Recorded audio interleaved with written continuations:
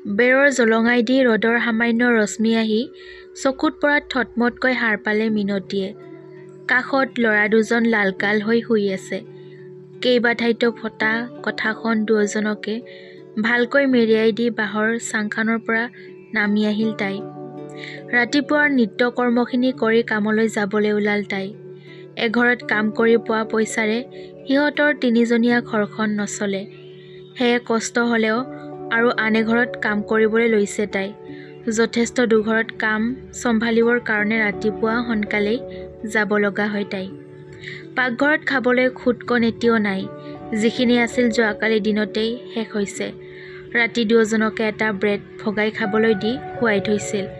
এতিয়া পুতেক দুজনক খাবলৈ একত হৈ যাব নোৱাৰাৰ যন্ত্ৰণাত বুকুখন বিষাই গ'ল তাইৰ। উপায় নাই, বিধৱা তাই।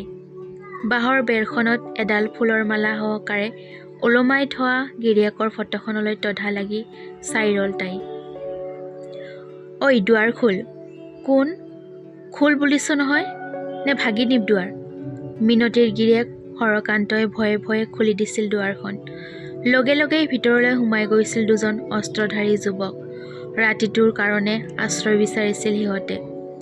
অন্য কোনোবাক জনাব চেষ্টা কৰিলেই গুলীয়াই হত্যা কৰিম বুলি ভাবুকি দিছিল সিহঁতৰ পৰিয়ালটোক।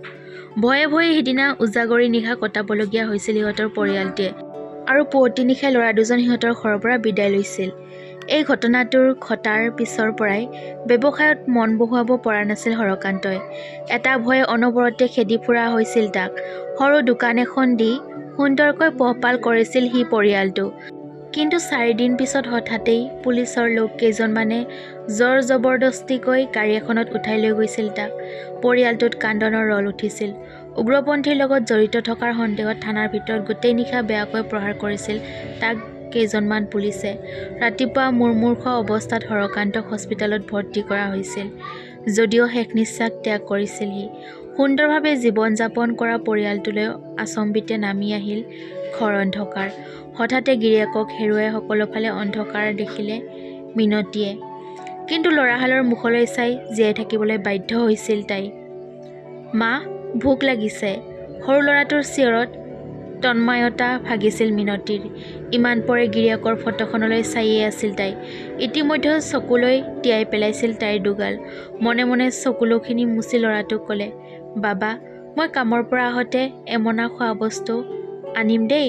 এতিয়া মুখ হাত ধোৱাগৈ যা, মই কামলৈ যাওঁ। উচুপি উচুপিয়ে ওলাই গৈছিল মিনতী। ধন্যবাদ।